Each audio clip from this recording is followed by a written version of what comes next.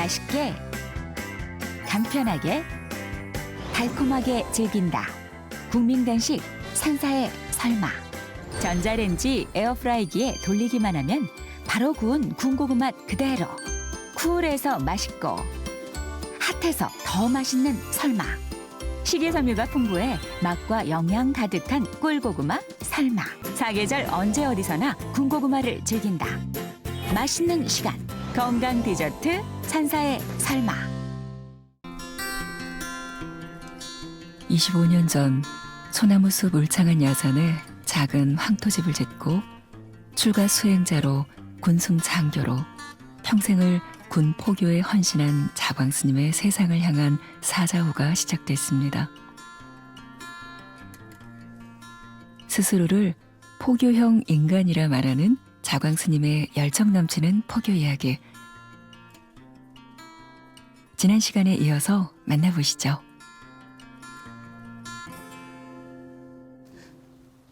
군 복무를 다 마치고 대령까지 달고 국방부 군종실장을 마지막으로 기독교, 천주교, 불교 통합 6회 공군 총 종교 대표예요. 그게 군생활 군포교 25년 마치고 1995년 11월 달에 제대를 했어요.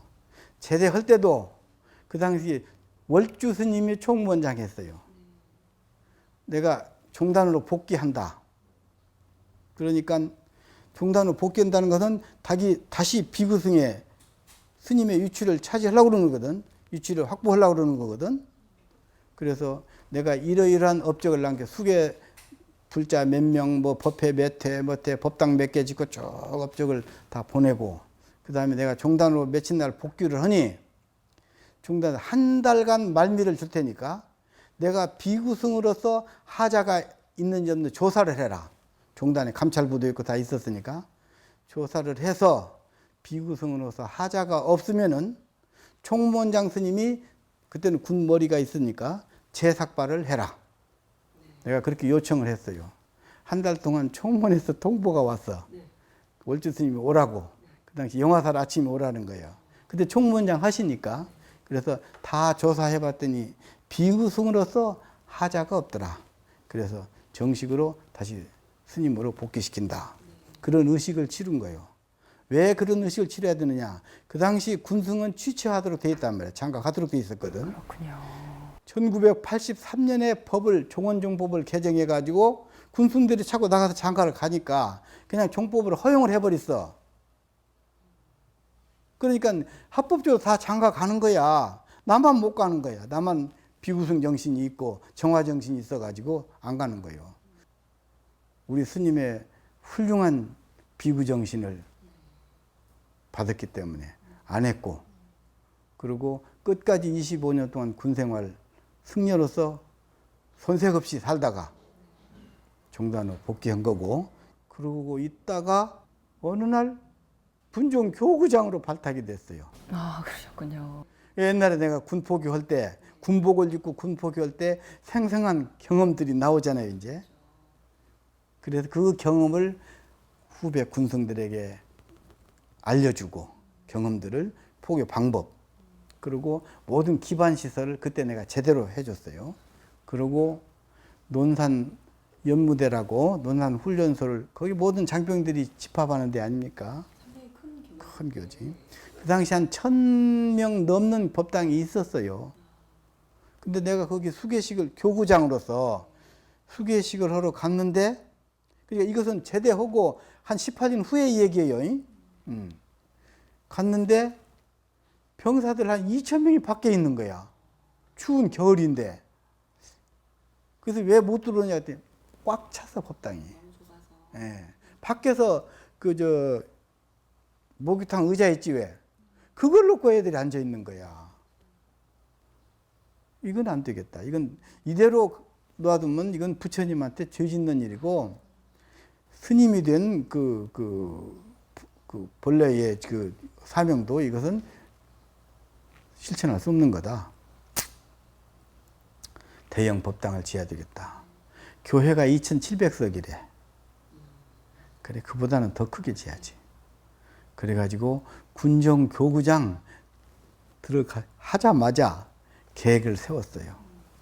그래가지고 제일 큰 법당 구상을 하기 시작했죠. 돈 한 푼 없잖아요. 어떻게 하셨을까요? 그때부터 종단 설득하고 스님들 설득하고, 그리고 첫째 돈 있는 사람들 종교 따지지 않고 가서 내가 설득을 했어요. 이건 불교 선전뿐이 아니라 장병들의 올바른 정신교육을 시켜야 된다. 3,500석. 그래가지고 1년 한 반 만에 마쳤어요. 2012년 자광 스님의 원력과 사부대중의 노력으로 한국불교 군포교의 오랜 수건이던 논산 육군훈련소 호국 연무사 신축법당이 마침내 문을 열었습니다. 큰 박수 부탁드리겠습니다.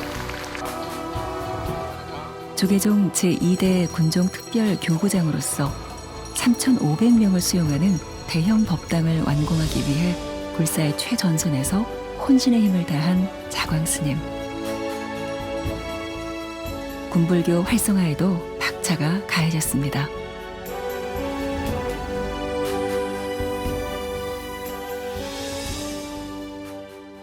거기서 한 달에 한 번씩 3,000여 명 수계를 합니다, 지금.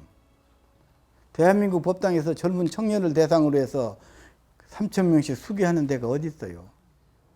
거기는 가장 적은 비용으로 가장 짧은 시간에 가장 효과적인 포교하는 데가 바로 훈련소예요.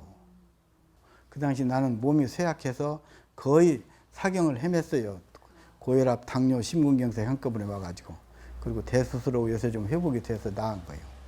그러자 종단에 또 뭐 일 좀 할 줄 안다고 그래가지고 종단 호계원장 그 일을 또 맡아서 조금 하다가 누구를 또 살려줬다고 또 나가라고 해서 나오고, 그 다음에 한참 있다가 동국대학교 나왔다고 그래서 밥 먹고 논다고 그래가지고 돌아다니다가 붙들려 가지고 동국대학교 이사장을 들어갔어요. 들어가 보니까 110년이 넘는 역사를 가진 동국대학교가 위상이 실추돼 가지고 17위, 18위라는 거, 우리나라 대학 가운데. 이게 가슴 아프더라고. 옛날에는 1, 2였거든. 내가 이거 빨리 회복을 해야 되겠다. 그게 막 불타오르더라고. 어떤 것부터 시작하셨어요? 재정 문제가 중요해. 또 우수 교수 채용도 정말 채용하는 중요하죠. 네. 중요하고, 네. 또 중요한 게 졸업생들 취직시키는 일이요. 그것도 점수에 올라가는 거든 학교 위상 올리는데 그것도 점수가 높아요. 뭐 회사를 갔어요. 우리 학생들, 졸업생들 우수하니까 좀 뽑아달라고. 그래서 이렇게 찾아다니는 이사장은 처음 봤대. 거기서 내가 3년 동안에 약 40명 뽑았어요. 40명을 뽑아줬어. 또 중요한 것은 병원이 또 몇 개가 있잖아요. 근데 병원이 설립한 지도 오래됐는데 빚이 많아요. 어떻든 의사와 간호사님들, 거기 직원들 다 내가 호소하고 잘 달래서 우수 병원 만들자. 빚부터 갚자. 자비 병원이다, 여기는 부처님 자비 정신으로.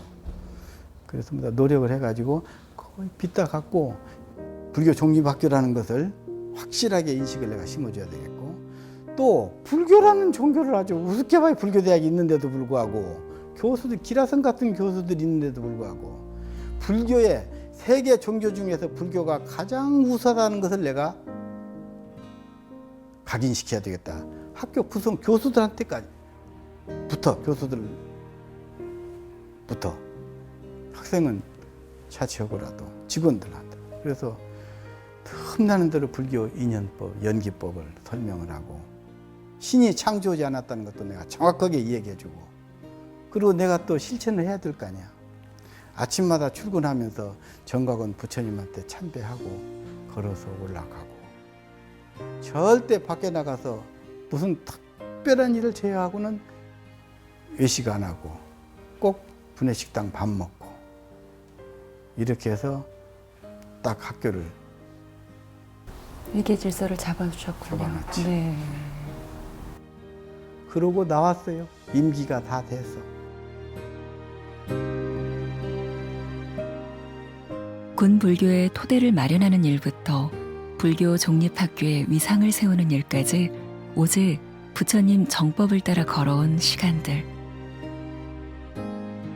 스님께 출가란 어떤 의미인지 여쭤봤습니다. 우리 스님은 어떻게 말씀하실지 궁금한데요. 스님, 출가란 무엇이라고 생각하세요? 출가란 집에서 나와서 산으로 들어가서 삭발 염의하고 수행 제대로 하는 걸 출가로 알고 있죠. 출가의 참 뜻은 열심히 공부하고 수행해서 인류의 스승이 되겠다고 하는 목표가 있어야 제대로 된 출가가 되는 거예요. 인류의 스승이요. 제대로 된 출가는 내 목표는 모든 중생 인류의 스승이 돼야 되겠다. 바른 길을 가르쳐주고 안내해주는 그런 스승이 돼야 되겠다. 그런 마음으로 수도의 길에 들어선 것을 진정한 출가라고 그런다. 그렇다면 스님께서 지금까지 수행해 오시면서 몸소 가지고 계신 수행의 원칙을 좀 소개해 주실 수 있을까요? 부처님 수행 잘하라고 정해준 룰이 있어요. 그게 계율이요. 계율 생활 열심히 해야 돼요. 그러다 보면 부처님 교리가 보여요. 부처님 뭘 핵심적으로 가르치려고 그랬는가? 그것이 바로 연기법이요. 아까 인과 응보, 선인 선과 악인 악과, 이게 불교의 기본이요. 이게 인과 응보, 원인이 있으면은 반드시 결과가 있다. 그 결과는 반드시 업보가 따른다. 좋은 업보는 좋은 행복의 길을 인생 살게, 행복의 세계로 인생을 안내해주고, 악업은 나쁜 길로 지옥 같은 세계로 인생을 매몰시켜 버린다. 그러니 우리가 착하게 살아야 안 되겠어요? 인연법. 존재하는 모든 것은 인연 연기 법칙에 의해서 존재한다. 내가 늘 얘기했어요. 이거 어디 갔든지 내가 힘주어 강조하는 부처님 진리 중에 하나입니다. 그게 또 핵심이고, 부모님이 그대를 만드실 때 우리 만나자, 그 마음이죠. 사랑하자, 그것도 마음이죠. 결혼하자, 그것도 마음이죠. 이러이러한 과정을 통해서 선생님을 생산했단 말입니다. 그 다음에 먹을 것, 입을 것, 잠재울 것, 전부 다 이 지구상에 존재하는 사람들이 서로 협력해서 끌어다가 부모님은 그대를 먹여서 키워낸 거예요. 여기 어디 창조신이 들어갈 데가 어디 있냐고. 부모님이 그대를 만드셨고, 부모님은 뭘 가지고 그대를 만들었느냐? 마음 하나 가지고 만들었다. 마음은 창조주요, 일체 유심조라. 이제 아시겠어요? 이게 바로 인연연기법입니다. 이것을 반드시 우리가 깨달아야 돼요. 그래야 인생을 제대로 살 줄 아는 겁니다. 향천 쉼표. 차광스님, 반야의 마음의 온도로 보이차 차알갱이 풀리며 깊은 차맛 피어나니 우리 마음의 매듭도 서서히 녹인다. 25년 비구정신의 행보 속 마음의 섬세한 온도 동력되어 연기법 방향 따라 무아론으로 균형 잡으며 포교의 돛을 세우신 인류의 스승. 오늘도 창조주 마음자리에 오도송 씨를 심고 천천히 비워갑니다. 스님, 그렇다면 앞으로 스님의 어떤 계획이나 발언이 있으실까요? 인간에게, 우리 모든 중생들에게 제대로 좀 가르쳐 줘야 되겠다. 뭘? 인연 연기법을. 근데 사람들이 잘 귀담아 듣질 않아. 내가 기회 있을 때마다, 법문할 때마다 이걸 강조하거든. 그러니 이게 유행이 안 돼, 지금. 이걸 누구의 탓일까요? 듣는 사람의 탓일까요? 설법하는 내 탓일까요? 내 탓이죠. 참 답답해요. 이거 코로나 이것도 인간이 저질러는 업보요, 이게 업보.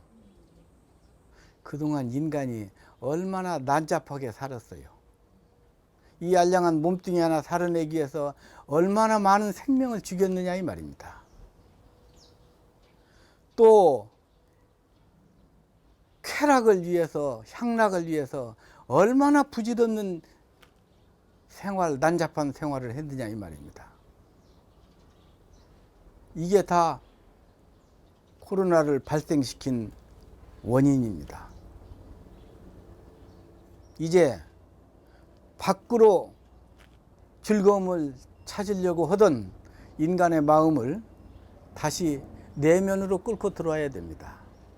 밖에서 즐거움을 찾으려고 했던 것을 이제 안으로 끌고 들어와서 내 안에서 찾아야 되고, 진정한 의미에서 행복, 즐거움은 밖에 있는 게 아니고 가족 안에 있습니다. 그래서 가족끼리 모여서 대화도 하고 애로사항도 들어주고 고민도 들어주고, 없으면 없는 대로 거기서 즐거움을 찾아야지. 왜 돈 가지고 밖으로 나가냐 이 말이요. 가족이 서로 자주 만나서 이제 가정생활을 제대로 해야 돼. 거기서 행복이 나오고 정이 나오는 거요. 이제 외향적인 생활, 그 난잡한 생활, 그런 것을 다 청산하고 조용히 내 마음 안에 끌고 들어오고 내 가정 안으로 모든 생활 패턴을 옮겨야 됩니다. 이제 이것이 코로나를 극복하는 방법, 가장 근본적인 방법이라고 볼 수가 있어요. 백신, 뭐 예방약 기대하지 마세요. 그거. 인간이 저지르는 업보는 받을 만큼 받아야 정신 똑바로 차리고 우리가 이런 생활하면 안 되겠다 해서 다시 자기를 반성하고 반초해 볼 때 이 코로나는 극복되는 거예요. 그래서 모든 불교를 믿는 사람이거나 불교를 믿지 않는 분이거나 인연의 소중함, 인연 법칙의 소중함을 정말로 소중함을 느껴야 된다. 그래서 그것을 내 마음속에 수행 철학으로 삼고 정진하면은 우리 인간은 가정에서부터 행복이 오고 이웃 간에도 행복이 오고 모든 나라와 나라끼리도 행복해질 수 있다. 네, 스님의 그간의 살림살이를 한번 보따리를 풀어서 속내를 말씀해 주실 수 있으세요? 이 살림살이가 뭐냐? 네, 스님의 살림살이. 이렇게 묻는다면은 모든 경전의 엑기스만 뽑아서 통합적으로 모아놓은 내 나름대로의 문구가 있어요. 제목은 알았네. 그걸 다른 말로 하면 오도송이라고도 해요. 그걸.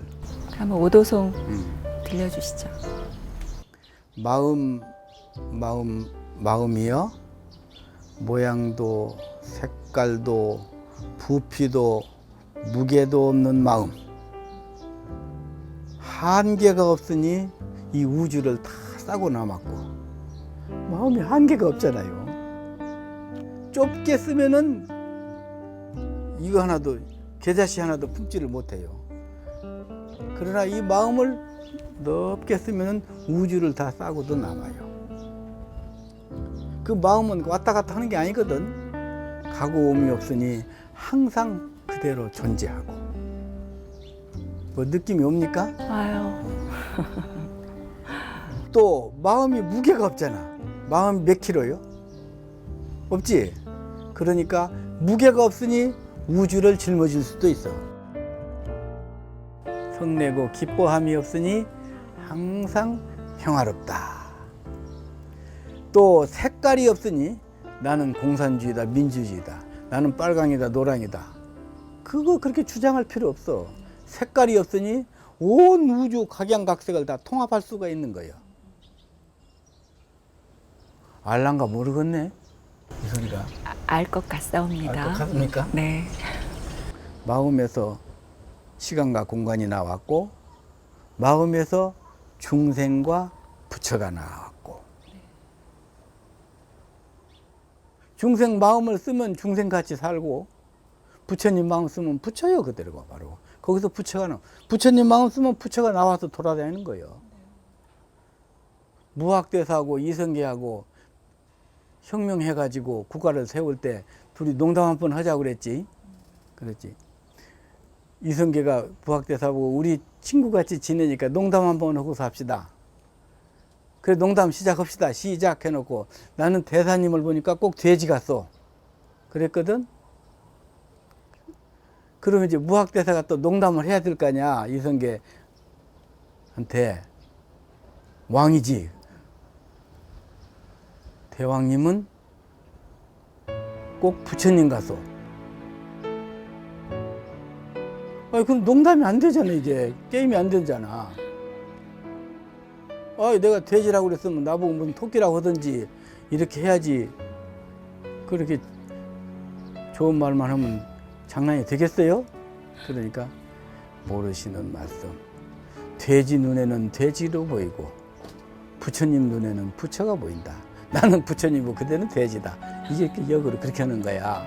그러니까 마음에서 모든 게 다 나오는 거야. 부처와 중생이 나왔고 마음에서 천당과 지옥이 나왔고, 과연 이 마음이 삼라만상을 창조하였으니 항상 나와 함께하는 진법계의 실상이여 만상이 들락거리는구나. 이렇게 딱 하면 어디서 들락거린다고? 만상이 마음에서 들락거리는구나. 네. 정신 번쩍 들었어요, 스님. 그렇지. 감사합니다. 자, 오랜 시간 우리 스님의 정말 보석과도 같은 출가 시작부터 또 이제 모든 소임을 마무리하고 이곳 반야선언에 오셔서 활동하셨던 모든 것들을 함께 또 청해 들었는데요. 주신 말씀 잘 가르침 듣고 생활에 임해 보겠습니다. 스님 오랜 시간 함께 해주셔서 진심으로 깊이 감사드립니다. 감사합니다. 수고 많이 하셨습니다.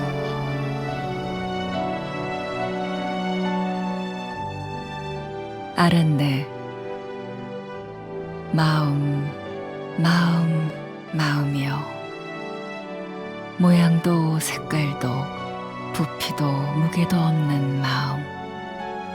한계가 없으니 우주를 싸고 남았고, 가고 옴이 없으니 항상 존재하고, 무게가 없으니 우주를 짊어졌고, 성내고 기뻐함이 없으니 항상 평화롭고, 색깔이 없으니 각양각색을 통합하였네.